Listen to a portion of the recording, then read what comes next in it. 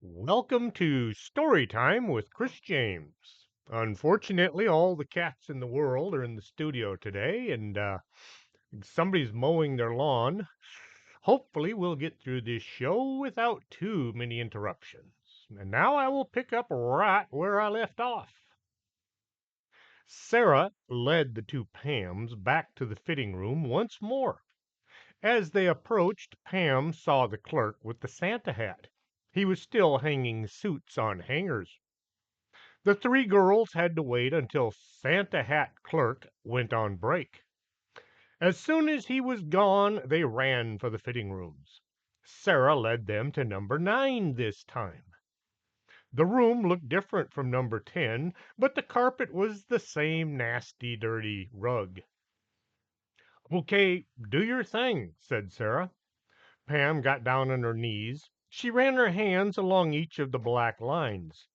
This time she tried to keep track of which pattern would do the magic.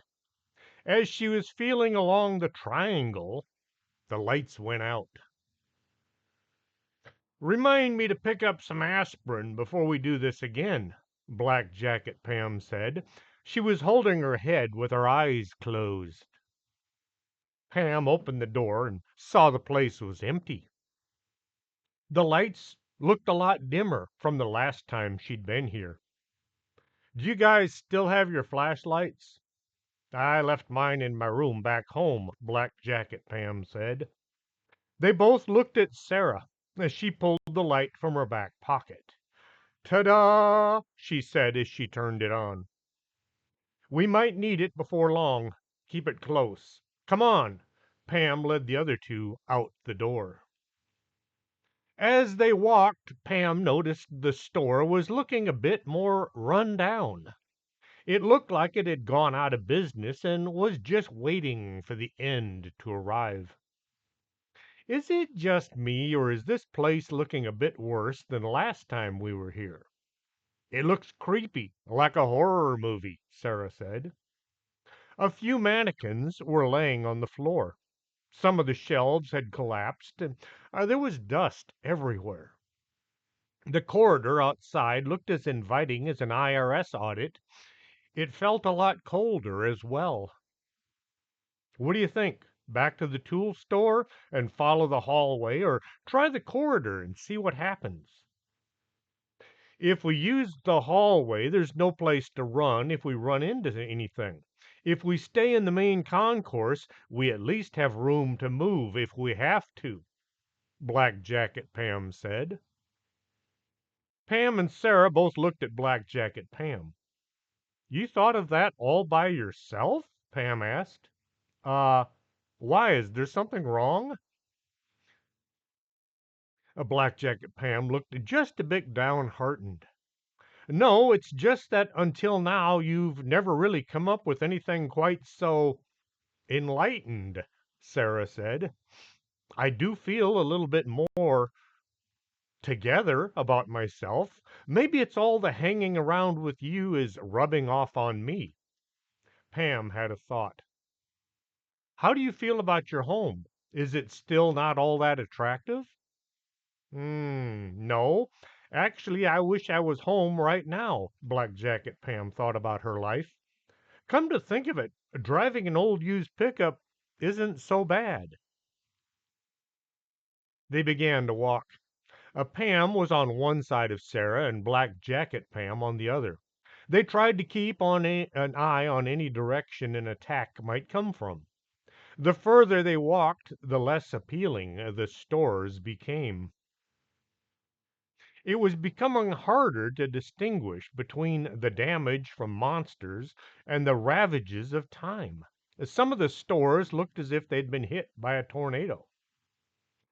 "Well, if we keep following all the mess made by the various things that keep attacking us, we should be able to find the rest of us." "Hey, look! There's the coffee shop we first met at," as Sarah pointed it out in the gloom.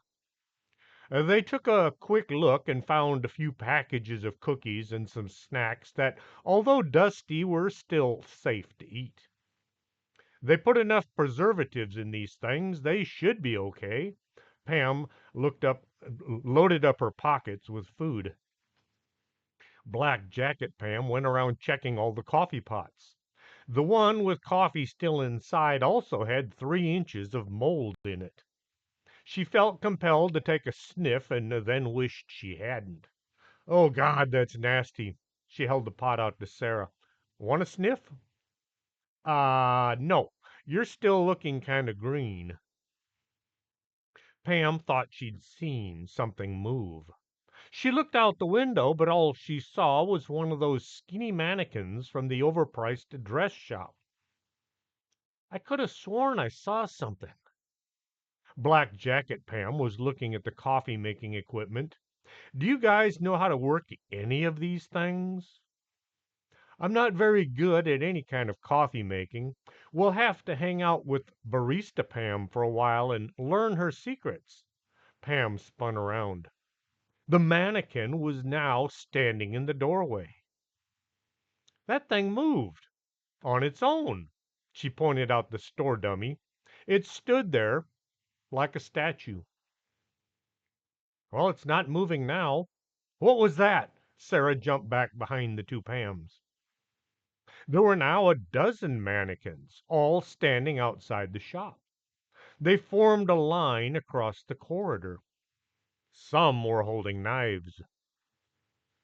I think it's time we left. Pam started towards the door. As they moved quickly away from the coffee shop, Pam glanced back. There were now a few hundred mannequins, all shoulder to shoulder, across the passageway. As they were passing by a sporting goods store, Black Jacket Pam ran inside and grabbed a few more flashlights and a backpack. I'll square this later. Right now, we need to survive, she said as they made their way further along the hall and farther from the fitting rooms. There are the theaters we went into, Pam pointed out the entrance. The marquees all looked in bad shape. Instead of Flying Saucers Attack Walmart, the letters were all gone. The cardboard displays were all just piles of dust. What's going on? Why does everything look so bad? Sarah asked of her two companions. I think that whatever has brought us to this place is doing this. They want to trap us in here by slowly destroying everything. We can't use any of it to our advantage. Black Jacket Pam looked as surprised by her statement as Pam and Sarah. We'd better hurry up and find the others, get everybody back to their home time before it's too late. Pam started walking faster. Black Jacket Pam could have run all the way to the Pam camp. Pam could have run most of the way with a few stops to catch her breath. Sarah was slowing them down. My legs hurt, she said, as if not wanting to say anything. Pam found a shopping cart. Its wheels were all frozen in place. Well, this won't help. She kicked the cart, which now made her foot hurt. How about I wait here and you two? No, they both said at the same time. We stick together no matter what, Black Jacket Pam said in a don't even try to argue voice. They passed through the food court where they had spent some time trying to remember how each of them had gotten here. Pam picked up one of the notebooks left behind by one of the Pams. She or I might need this someday. I hope. There was a zombie stuck upside down in a trash can. Its legs were moving as if it were trying to walk upside down. The air steadily grew colder as they went. There were fewer and fewer lights showing the stores around them that were falling into disrepair at an increasing pace. Look at that! Black Jacket Pam pointed out what looked like a bedding disaster. There were pillows, sheets, and blankets strewn about the corridor. That's what was left behind as we ran from the tongue monsters. Pam looked around for her jacket, but it was probably halfway through a monster's digestive system by now. She pulled the windy from her pocket. I hope you survived, then she added, and I hope the folks at the office find you when they need you. We need to go that way, Black Jacket Pam said, pointing to a dark side hall. How do you know? Pam asked. There's a sign. She pointed out a window. Written in lipstick were the words, All Pams go this way. Everything else continue on. The side hallway was dark and uninviting. Pam aimed her flashlight down to the very end. I guess we go. She waited for somebody else to take the first step. Okay, follow me. She started walking. The hallway led to a set of double doors. The doors were wedged shut by a couple of plastic crocodiles. Pam pushed and the doors swung open. She stuck her head in and was hit by something hard. Ow, that hurt, she said, as if it wasn't obvious to all. Getting hit in the head with a 3 foot long plastic fish wouldn't cause some discomfort. Oh, sorry, I thought you were a monster or a demon or a thing. Pam managed to get her flashlight on and aimed it at the voice in the dark. A Pam, dressed in overalls and work boots, stood there holding a plastic fish behind her back. A Black Jacket Pam and Sarah managed to squeeze in past Pam. Are the rest of us here? We need to get with World Leader Pam and see about getting everyone back home. Overalls Pam pointed behind her. The others are back there in the loading docks. She hefted the fish. I was told to guard this doorway and stop anything from coming in. Well, except for you guys. The loading docks were filled with Pams. Some were sitting on boxes, looking about forlornly. Others were asleep. Some looked as if they'd lost all hope. There were several small fires built in trash cans to warm the place up a bit. World Leader Pam sat behind a pile of boxes, set up to look like a desk. She had found an old chair to sit on while trying to work out her plan for salvation. Pam and Sarah, you all made it back. Did you make it to the fitting rooms? Was it a success? She had a strained look on her face, but she tried to look happy at their return. Not only did we find the place, I was able to go home and come back without too many issues. She looked at World Leader Pam. You look like you haven't slept in weeks. I'm just trying to figure out what's behind all of this. There has to be someone or something that caused all of us to wind up in this maw of iniquity. She slumped forward, her head cradled in her arms. Black Jacket Pam said, Have you tried asking? Get everybody together thinking of a solution. Maybe a few hundred heads are better than one. A light came on in World Leader Pam's eyes. Why didn't I think of that? Because you think you have to do everything yourself in order to save the world, so you never considered asking for help from those that you are trying to save. Black Jacket Pam was beginning to think like a leader. World Leader Pam looked at Black Jacket Pam in a new light.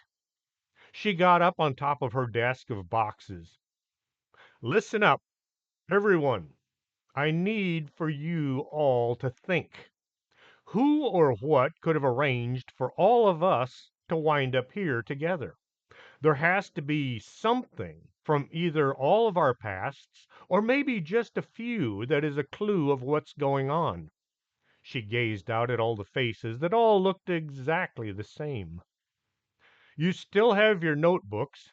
Get busy. Write down anything you remember from your time working at the Bogus Anomalous Group offices. Any monsters or creatures you dealt with that might have done this to us. A demon Bob was offered right from the start. No, he was banished to the nether regions. No way he could have come back. The Arctic spirit. We trapped it in that case, but maybe it escaped again. I'm thinking something more like a mad scientist, builds a time machine in order to get even with all of us. World Leader Pam was finding the suggestions not to her liking. How about Dr. Spudmuncher and his world domination plan? This was offered by none other than Meek Pam. She had barely spoken above a whisper, but the room was quiet, so most everybody heard her. Everybody looked at the young girl. I never ran into a Dr. Spudmuncher. No world domination plan in my time. We never dealt with mad scientists. What happened? Meek Pam looked as if she wished she hadn't said anything. It wasn't as if I did anything to him or anything. He just misunderstood what happened. Only the Pams right next to her could hear this last explanation. World Leader Pam had walked over and was sitting right next to Meek Pam. Tell us everything you can remember about the event. She gave Meek Pam an intense look. Meek Pam looked as if she were about to faint.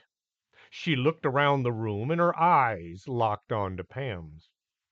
Even though she was now in a green dress with a red vinyl jacket with too many pockets and in black leather motorcycle boots, Meek Pam knew who she was. She was the first one to be really nice to her. She gave Pam a look that Pam interpreted as saying, "Save me." So Pam walked over to where World Leader Pam was sitting. World Leader Pam got up and Pam took her place, sitting next to the distraught girl. Tell us. No, no. Tell me what happened. Well, my mom needed to go to the mall, so she drove over there. I went along because, well, I'm not allowed to stay at home by myself. Bad things might happen. She focused on Pam and phased out everyone else. Mom went into the Beauty Max looking to have her hair colored. Yeah, she started to get a little gray, only around the edges. Meek Pam whispered the last bit so only Pam could hear. Pam felt very uncomfortable sitting right next to such a timid version of herself. The last time she was in there, it took all day, so I kind of wandered off. Pam wanted to do something to get Meek Pam to get to the point. Right next door was the radio hut. I like hanging out there because they have all kinds of neat things to build radios and computers. Did I mention I built my own computer? It's impervious to outside paranormal agitation. She seemed to relax talking about her electronic abilities. I went in to buy a mini rheostat modulator for my latest external hard drive so I could amp up the energy and speed up cipher encryptions. Pam started to drift off as Meek Pam talked about things she didn't know or understand. Maybe we should call her Geek Pam instead of Meek Pam. Pam twisted around to see if Meek Pam had heard what she was thinking. A bifurcating waveform. I found the one I needed and I went to the front counter to pay for it. It was only $4.95. As I was standing there answering all the questions they asked, even though I was paying in cash, this man came over and started interrupting, saying, "Do you have any mini rheostat modulators? I can't find one on the shelf." The man at the cash register pointed to me and said, "She just bought the last one." Well, the guy went kind of nuts, yelling and swearing. He yelled something like, "What kind of a junk store is this? And how am I supposed to finish my death ray if you don't have what I need?" Things like that. Meek Pam, who shall now be known as Geek Pam, took a huge breath. This was when Pam realized that she hadn't been breathing the entire time the girl had been talking. Geek Pam, formerly known as Meek Pam, went on. I quietly paid for my purchase and I headed out the door while Dr. Spudmuncher went on ranting about his needs. I could still hear him outside. I went to wait on Mom, but just as I was sitting down, Mr. Nasty came running out from Radio Hut and he accosted me. She thought a second. No, he didn't really accost me yet. He started out trying to sweet talk me into letting him have the mini rheostat modulator for his project. I tried to tell him I was working on something just as important as his death ray, but he wasn't having it. He called me sweetheart at first, and then he moved on to kid, followed by brat, and then rotten little kid. The Pams all around moved in closer, while Geek Pam, formerly known as Meek Pam, was telling her story. A few would make quiet comments like, that jerk, or what a creep, or I'd kick him in the knee, that kind of thing. Those close enough were patting Geek Pam on the knee or the foot or whichever body part was accessible. Sarah, who was sitting on the other side of Geek Pam, was receiving a few pats and hugs as well. Geek Meek Pam went on. I started hoping Mom would come out and rescue me, but I could see her in there being pampered to the max, which is what they say. You know, Beauty Max will pamper you to the max. Get it? She looked at Pam for acknowledgement. Pam just nodded as if to say, go on, we're dying to hear the rest of the story.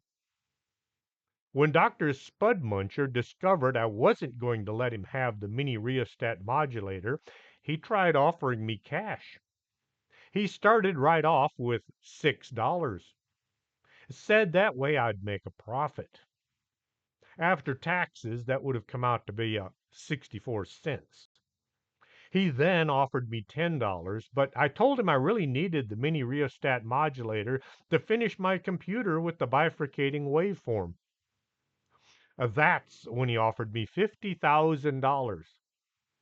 I was tempted since I only had $3.15 left in my piggy bank, but I really wanted to finish my project and there was no telling when Mom would be coming back to the mall so I could get another mini rheostat modulator or when Radio Hut would get one. So I told him no. The entire room, with the exception of Geek Pam, was holding their breath, waiting to find out what happened next and what was that about being accosted. Geek Pam just sat there with a faraway look on her face. So? Pam prompted. So what? Geek Pam just looked at Pam. What happened next? Pam wanted to jump up and down, but already knew this wouldn't do much of anything. Oh, yeah, he reached over and he grabbed a bag from my hand. I tried to hold on to it, saying this was wrong, but he was kind of big and strong. It came out of my hand and into his. He laughed right in my face. He said, you should have taken the cash, girlie. Now you have no money and no mini rheostat modulator. He turned and walked away as if he owned the world. She let out a long sigh. And Pam felt the combined weight of all the other Pams on her shoulders, pressing down, demanding to know what else had happened. He grabbed the wrong bag. See, I'd had a runny nose all week, and Mom told me to never leave my Kleenex collection in her car. So I had it in a plastic bag, looking for some place to throw it away. He wound up stealing a bag full of snot. Ew, came from the mass of Pams. Pam was a bit shocked by the end of the story. So that was it? He stole a bag full of used tissues and left? No, when Mom was finished, she came out looking more like my sister instead of my mother. She asked me what I thought of her new look. I told her She looked like me, only taller. As we were walking to the car, Dr. Spudmuncher came sneaking up on us. He had discovered what was in the bag, I guess, 'cause he threatened me with a wet finger. He said something like, "You haven't seen the last of me, girlie. I'll teach you a lesson that you'll never forget." He then made an obscene gesture. Mom sprayed him with pepper spray, and he kind of lost interest in me after that. How long ago was this? Pam figured it had to have been recent. Uh, 6 years ago? I was 11 at the time. Wait a minute. You were building a computer when you were 11? I was still trying to color inside the lines. This was from World Leader Pam. Pam thought maybe she should call Geek Pam Intelligent Giant Pam, but that was just way too long of a title. I think we know who is to blame for sucking us all into this time vortex, World Leader Pam said.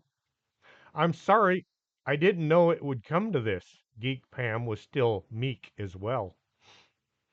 Not you, Dr. Spudmuncher. Now we need to find out where he's doing his nefarious dealings and put a stop to them once and for all. Black Jacket Pam said. How do you know his name was Dr. Spudmuncher? Geek Pam smiled. His name was embroidered on his lab coat. Ah, went the collective Pams. World Leader Pam got to her feet. Okay, gang, here's the plan. We are going back to the Dimensions store and use the fitting room to send everybody back to their home time. Then me and Pam and maybe Black Jacket Pam and a few others will go to Geek Pam's. Is it all right if I call you Geek? Geek Pam smiled and nodded her head.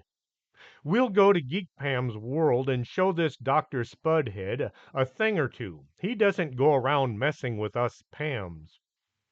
The assembly cheered. The things were thrown in the air. Light things, so nobody would get killed as they fell back down. Pam saw a few windies flying through the air. Then the trouble started. Pams began volunteering to come along to help out. It wasn't just a few, but each and every one of them wanted to get even with the mad scientist that had caused so much grief to Geek Pam. This was as close to a personal assault as they could get. World Leader Pam made her decision. We can only take a few Pams into Geek Pam's world. It's one thing to see maybe a triplets or even quintuplets or two, but there's no way you can get away with centuplets. We'll have to move about in Geek Pam's world unnoticed. Well, at least not too much noticed. So the most I can take will be 5 Pams. This brought about a lot of derision and quite a few thank gods. If we can't go along, how will we ever know the outcome of your mission? A Pam asked. Yeah, we'll all be back home wondering if Geek Pam survived or if y'all made it through okay, another Pam said. There's no way I'm leaving until Geek Pam is safe and sound and Dr. Spudmarker has been vanquished, another Pam from another side of the room yelled. Okay, how about this? Y'all stay here while myself and a few Pams go back to Geek Pam's world. Then we'll come back and let you know the outcome before sending y'all home. After a long, drawn out debate that was just one octave away from being an argument, the 5 Pams were chosen. Of course, Geek Pam was one because, well, it was her world they were going to. Pam was next in line because Geek Pam got along with her better than most of the other Pams. Black Jacket Pam was going because everyone thought having Sarah along was needed in order to figure out which fitting room to use to get from one time to another. Ratty Jeans Pam was going because she was the only one with lock picking skills in case they were needed. The other Ratty Jeans Pam was needed to keep the fires going since it was expected to get a lot colder before they were done. T-shirt Pam, the one in the semi-ratty jeans and the T-shirt saying I ran out of sick leave, so I'm calling in dead, was going because she was standing there right next to Lockpick Pam. World Leader Pam was number 6. She was going because she thought she had to go. She left Business Suit Pam in charge. The 6 Pams set out to traverse the concourse Pam and Black Jacket Pam had just come from. I'm getting sick of this place, Pam said as they headed out into the darkness. Chapter 7 Geek Pam's Home. World Leader Pam had the gang spread out in some kind of a semi military formation. Each Pam was to keep an eye on a specific area around them. Sarah, along with Black Jacket Pam, naturally were assigned to the middle of the bunch. Pam was curious. Have you taken some leadership classes or military stuff, like maybe the Girl Scouts or something? She gave World Leader Pam a look. No, everything I know I learned from books. I read 1 or 2 books every day. Wow, Pam was impressed. How did you decide to hold up in the loading dock area? I thought about it and came to the conclusion if I were a teenage girl, well, which I am, the last place I'd want to hide would be the loading docks. So, figuring whoever is behind this nefarious plot probably came to the same logical conclusion. Therefore, the loading docks were the exact opposite of where we should be, so that's where we were, or are. Well, that's where we wound up. Pam thought about this and came to the conclusion it was probably a bunch of hooey. As they walked, they could see the mall was slowly falling into decay around them. The food court, where earlier they had stopped to eat and write out their memoirs of arriving here, looked like it should have been condemned long ago. Why do you think everything is looking so run down and desolate? Pam asked World Leader Pam. Oh, that's easy. Whoever is behind this evil action, once we were all here, simply stopped paying any attention to it. With the amount of energy that must be involved the entropy is happening at an accelerated pace. Pam hoped they would be able to straighten everything out, and soon. They continued walking without running into any monsters or creatures or weirdos that had chased them since arriving at the Mall of Doom. Pam would talk back and forth, comparing their lives and finding out who had the upper hand when it came to life. T-shirt Pam owned a green pickup, which if you read the bag books, you'd know that the color of Pam's pickup has never been mentioned. A Black Jacket Pam and Geek Pam were still living in their own bedrooms, unlike everybody else who all were in the guest room. Ratty Jeans Pam knew how to work on her truck, so she wasn't always having to ask her dad to fix something. The Pams rotated around talking and getting to know each other better. Pam wound up walking alongside Geek Pam. You do work at the bag office, right? Yes, but I'm only the receptionist. They don't let me go out on jobs. What about talking to ghosts? Pam asked. Mom said ghosts don't exist, and if I see one, I should ignore it. Pam wound Pam found this nearly appalling. Sharma? The Civil War guys? Dan? You ignore all of them? Mom says I should, so I do. Meek Pam was showing through Geek Pam once more. What about your pickup? You do drive, don't you? No, I take the bus. Meek Pam was back. Everyone stopped. Everyone stop, whispered T-shirt Pam. There's something up ahead. All the Pams moved over to some kiddie rides located in the middle of the aisle. Pam poked her head up over the top of a blue plastic whale. There ahead of them stood a solid, well, as solid as mannequins can get, wall of mannequins. They all had evil looks to them, and they stood there with that creepy mannequin look. At least half were armed with either knives or pointy sticks. Pam noticed the wall of mannequins was a lot farther along the mall concourse than the last time she'd been here. Those things are moving. Someday they'll be all the way to the loading dock area. What do we do? Everybody looked at World Leader Pam for guidance. Quick, everybody, in there. World Leader Pam pointed to a gift shop filled with wrapping paper and bows. Everything you'd need for a gift, except for the gift. The Pams all took up strategic positions as far and with as many Pams between them and the door as they could get. This was difficult since all the Pams were trying to be the one farthest from the mannequins. 5 of the 6 Pams weren't so much scared as unnerved by the weird dummies. These things were creepy. One of the Pams tried the back door, but it was locked. So what do we do? One of the Pams asked. World Leader Pam had a knowing look on her face. We need to make a plan. She looked around at her companions. They all looked back at her, waiting for enlightenment. Um, Pam, you Pam. No, not T-shirt Pam. Pam, come with me. We're going to scope out the enemy's emplacements. Pam felt great now that World Leader Pam was in control. The two crept forward quietly. Pam wondered how World Leader Pam could maneuver in those high heels and that knee-length skirt. They stopped behind a display showing wrapping paper in every color in the galaxy. Pam slowly lifted her head. The mannequins were closer. She kept watching, but nothing moved. They got closer, but never moved.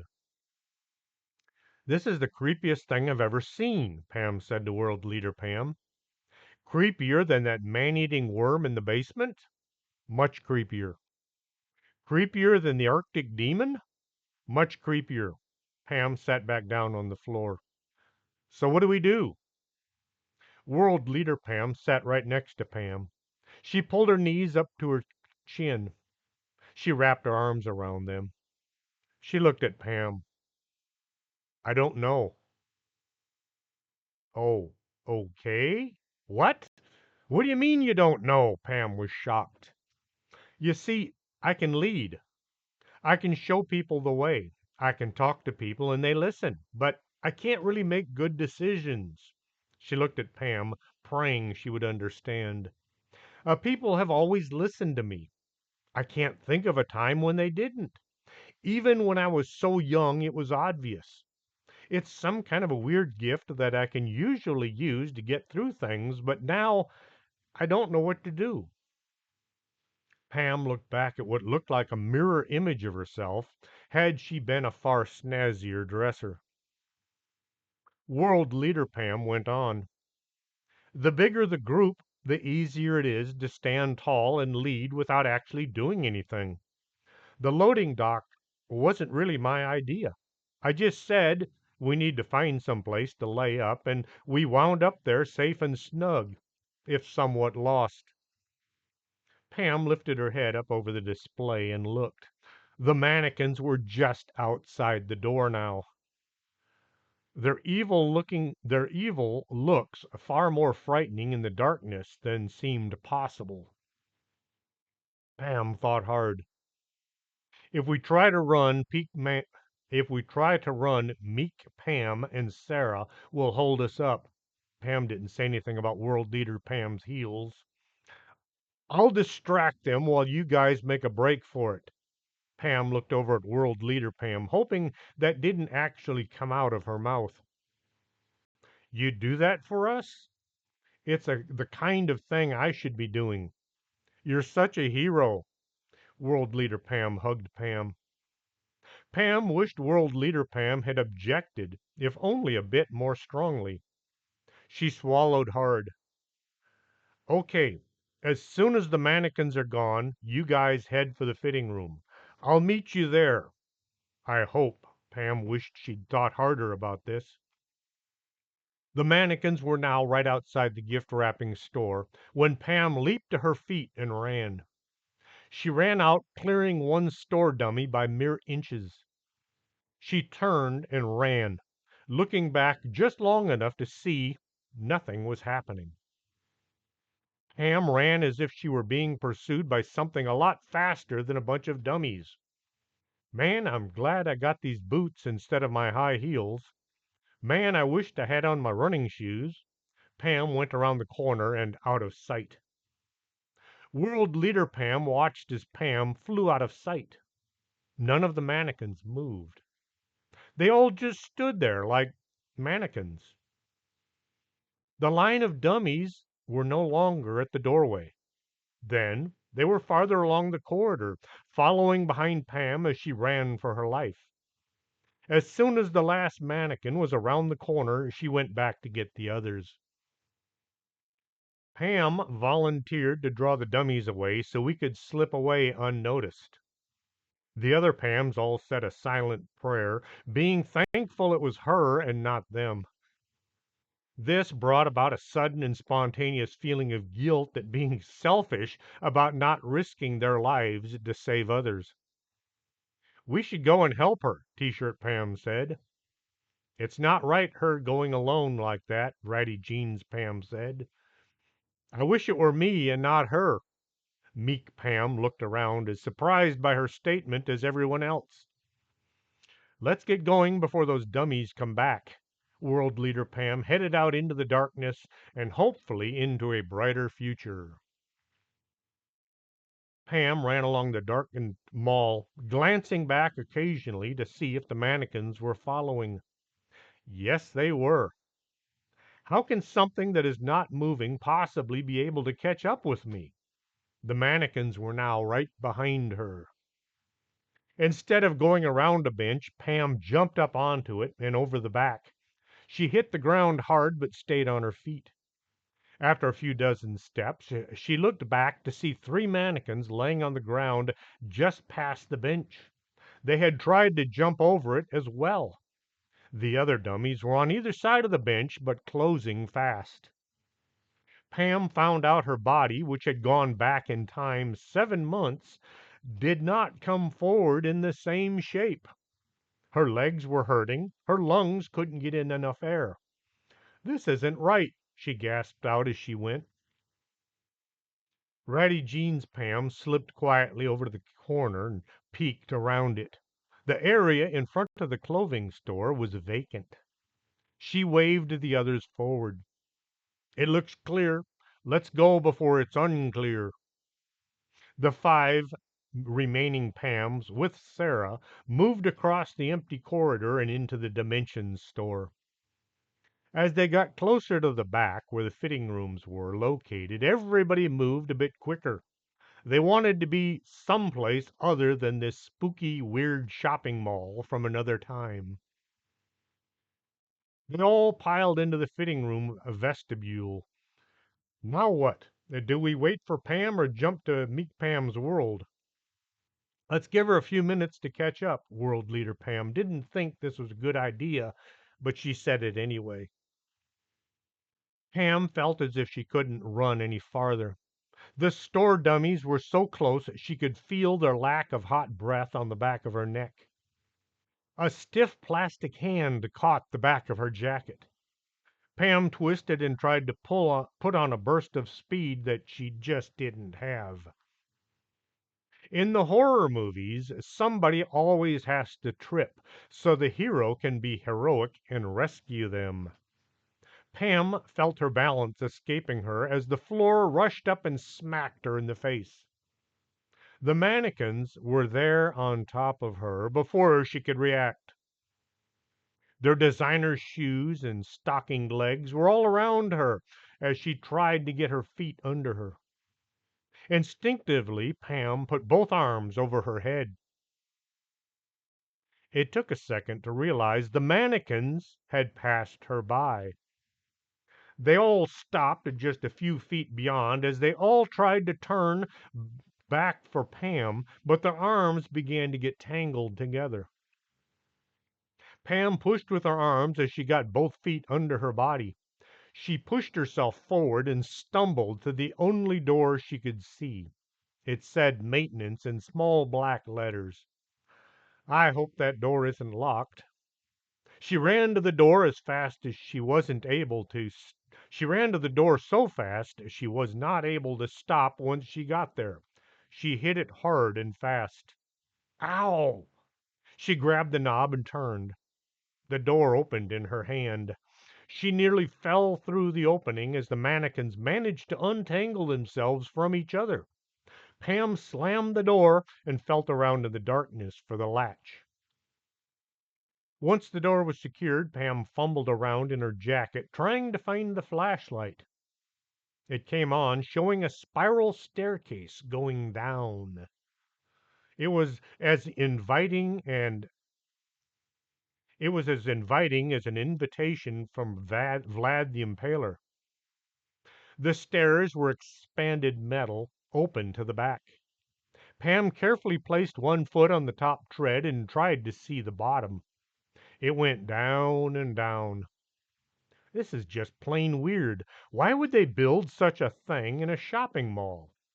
Sounds could be heard way down in the bottom. Drippy things and windy things, like some huge industrial monster was breathing. Pam wasn't about to venture into this unknown subterranean world. The sound of someone trying to open the door right behind her changed her mind. Pam was stumbling down the stairs before her conscious mind or her fear could say anything. She took one step after another. When nothing jumped out and killed her, Pam took the next step. She was now running down the steps. This is creepy and weird and nasty, and I don't like it one bit. Pam wished at least one of her voices in her head would say something. If if nothing else, it made her feel not quite so alone all the time. Around and around she went.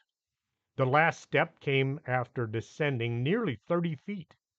As she came to the bottom, she felt her boots splash in something wet. The room she found herself in was huge. It went in every direction. Pam looked about her in wonder. I wonder why they need such a big place. There was a big black machine sitting in the middle of the floor. It towered over her like something out of a sci-fi movie. Lots of valves and knobs and pipe going in unknown places. Cables came out of one end, looking like some gigantous undersea monster. The cables were in every color imaginable. If Pam had to guess, which she did, she would have said it looked like some kind of a weird nuclear power plant. Yeah, right. Pam laughed at her own imagination. Her laughter echoed back from the darkness, causing her to jump. There were several directions she could go, but none of them said this way to the Dimension Store. Pam flipped a mental coin, but lost it in the darkness. I guess I'll go. She thought about what Black Jacket Pam's Sarah, had said about Black Jacket Pam's ability to head in the right direction. Am I that bad at finding my way around, or was it just her? Pam looked in all the cables. Those must go somewhere, and I need to be somewhere. Pam began following the cables because she couldn't think of anything else to do. World Leader Pam had all the other Pams prepared to make the trip to meet Pam's time zone. She hadn't said anything. They all just assumed she wanted them ready to go, and so they were. They all lined up in the hall between the fitting room and then looked at Sarah to say which room to use. How long should we wait for Pam? Ratty Jeans Pam asked. Do you think she survived to those creepy mannequins, or do you think they caught her and T-shirt Pam started. Don't say it. I'm sure she was able to outrun them. After all, she ran all summer long, so she should have been able to outrun just about anyone. Everyone was watching the stores beyond. The door behind them slowly swung open. Pam looked out at the others, who were all looking at something out of her view. Hi, guys. One of the Pams jumped headfirst into a rack filled with clothes. Ratty Jean's Pam went into a kung fu fighting stance with her Wendy held out like a weapon. Meek Pam just slumped to the floor unconscious. Pam nearly fell backwards, back down the steps that she had just come up. You're alive! World Leader Pam ran over and hugged Pam. I thought, well, actually, I knew you could. Well, I thought that just maybe you would. Well, welcome back. Once Meek Pam was back on her feet, it was time to go. Everybody into fitting room number. Which fitting room do we need? World Leader Pam looked at Sarah. Sarah looked at each of the fitting rooms. She walked back and forth a bit. She walked over and took Meek Pam's hand, and then she looked into number 8. This one, maybe. All the Pams had to squeeze into the tiny 3 by 3 foot room. How do you make this thing go? T-shirt Pam asked. One of us has to pass our hands over the pattern on the carpet, Pam answered. Nobody could move, let alone reach down to the floor. After bumping and squeezing and crushing each other, Pam opened the door. She stepped outside and bent down to the floor. Give me a hand, she said as she lifted her feet into the air. Black Jacket Pam grabbed her legs and helped balance her. Pam then walked backwards into the fitting room, only now she was upside down. Her green dress was hanging down over her head. Once the door was closed, Pam moved her hands back and forth, trying to recreate the movements she'd used the last time she was trying to travel through time. She could only use one hand at a time unless she was willing to stand on her head. She wasn't so much trying to run her fingers along the grimy, nasty carpet as just running her hands back and forth. I can't get it to. And the lights went out. Black Jacket Pam lost her grip on Pam's legs. Pam landed on her head and fell forwards out the door and into the fitting room, landing on her backside. Ouch, that hurt, and twice. T-shirt Pam bumped into Ratty Jeans Pam, and they both fell on top of Pam. World Leader Pam wound up sitting down really hard. Man, my head hurts. Everybody had a huge headache, especially Pam, who had used hers to land on. It took them all quite a while to get straightened out. Okay, I think we made it. World Leader Pam looked out at several people who were all looking in at the 6 Pams and 1 Sarah, all laying on the floor of the fitting room hallway. Tershirt Pam got to the rescue. See what happens when you go crawling around in the air vents? We must have turned right when we should have turned left. She dusted off any dust from her ratty jeans and started walking. Come, sisters, we should leave. As all the Pams started walking into the store, Sarah looked at the clerk standing there staring at them, and said, Sextuplets. I'm the only one not a twin, as she passed. They split up into 3 groups. T-shirt Pam and Black Jacket Pam walked along with Sarah. World Leader Pam was with Ratty Jeans Pam, and Meek Pam was with Pam. People still stared. It looked like way too many twins all in one place. They stepped out into the parking lot. World Leader Pam looked around. Did you bring your pickup? She looked at Meek Pam. Uh, I don't own a pickup or a car, not even a bicycle. How do you get around? I take the bus. Meek Pam pointed to the city bus that was just pulling up. Okay, everybody onto the bus then, World Leader Pam said. Meek Pam swiped her bus pass and walked to the very back. Ratty Jeans Pam began patting her pockets looking for money. T-shirt Pam just shrugged and smiled. I left all my money with my sister. Pam was shoving her hands into all the pockets in search of any kind of monetary contrivance. She pulled her ATM out. Do y'all take cards? Sarah pulled a handful of bills from her pocket. How much do my sisters owe? She paid for everybody's bus fare. As the driver began to drive, he only went a block before stopping for more passengers. World Leader Pam went to have a word with him. We're in a huge hurry, and we need to be at our home in the next 15 minutes. Do you think you might be able to not stop so often? The bus pulled up right in front of Meek Pam's home. The Pams all got off thanking the driver for his help.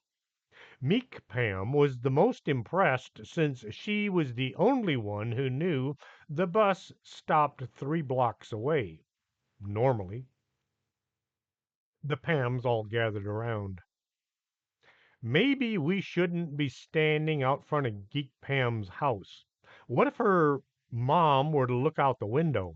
Pam pointed out what she thought was the obvious. Oh, shoot. Let's go somewhere less public, World Leader Pam said. Sarah had an idea. I live right over there. Let's go to my house. Everybody agreed this sounded like a good idea, so they started walking down the sidewalk. At Sarah's house, they turned and walked nonchalantly up the walkway and onto the porch. Sarah dug her key out and slipped it into the lock. The lock turned and she pushed the door open just as Pam had a thought. This isn't your home. It's Geek Pam Sarah's home. Everybody turned and looked at Pam. Then, as one, they ran to the edge of the porch. Pam looked up and into the living room just as Sarah came to the door. Howdy, she looked at Pam. You're that computer nerd that lives down the block. She looked from Pam to the front door. Did you just open my door? Pam had the deer in the headlights look on her face. She looked at Sarah, and then she looked at Black Jacket Pam's Sarah, standing to the side of the porch just out of Sarah's view. She had her eyes shut. Pam looked at T-shirt Pam, who was in the process of climbing over the porch rail. Her eyes were drawn back to Sarah, who was just about to step out the door. Yes and no. Pam stepped up close to the door to block Sarah from exiting. Computer nerd, or rather geek, yes. Opening your door, no. This was true since Black Jacket Pam's Sarah was the one who had actually opened the door. Is your mom home? Is she treating you okay? You're not feeling drained or anything when she's around, are you?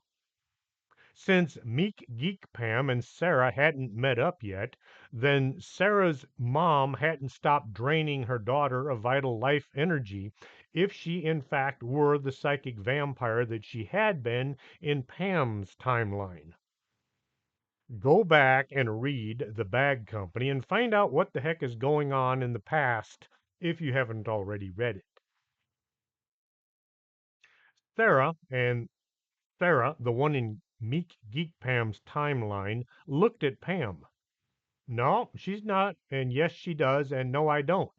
Is there something you're trying to tell me? Pam had to take a minute to try to line the answers up with the questions. As she was sorting things out in her head, she heard a car driving up from her right. She glanced over just in time to see her mother, or rather Geek Pam's mother, driving up the street. She did the only thing she could think of. Can we come in? As she was halfway through the door before Sarah could say, maybe. World Leader Pam looked at the World Leader Pam looked at the same time as Pam and had the same idea. Get inside now. Come on, we have to hide. She went in right behind Pam and just in front of the others. All the Pams quickly ran in the door, and Sarah slammed it shut. Black Jacket Pam's Sarah, that is. The Pams made it inside, except for T-shirt Pam, who had successfully maneuvered the porch rail only to find herself in the middle of the Bellums' driveway as Meek Geek Pam's mom stopped at the curb. Paula looked at her daughter and wondered what on earth is she doing at the neighbor's house and why is she wearing that horrible T-shirt?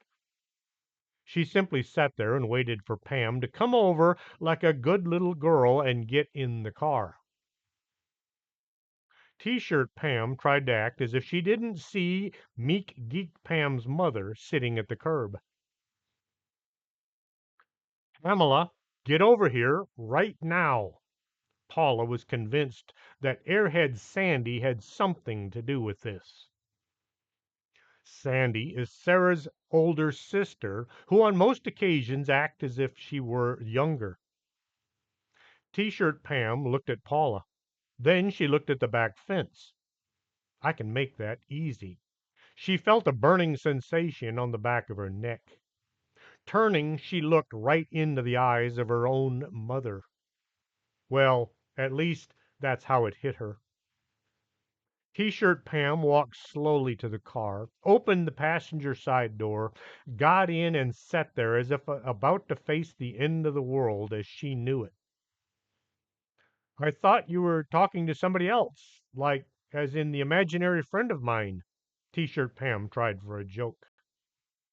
Paula drove the three houses down the street, pulled into the driveway, turned off the engine, and then looked at her one and only kid. Are you on drugs? T-shirt Pam was so flummoxed by the question she couldn't answer. Flummoxed, confused, bewildered, perplexed, etc. Paula took this as a yes. After all the things your father and I have done for you, this is how you repay us, wandering the neighborhood high on dope? T-shirt Pam saw her opening. She'd act like she was high, step out of the car, and then run for it. She then remembered who she was supposed to be. She was supposed to be Meek Geek Pam. If T-shirt Pam were to escape, what would become of Meek Geek Pam? And with that, I am going to end this exciting episode. Don't worry, I will be back next week with another wonderful story. Hopefully y'all find it wonderful. Anyway, this is Chris James for Story Time. Until next week, see ya.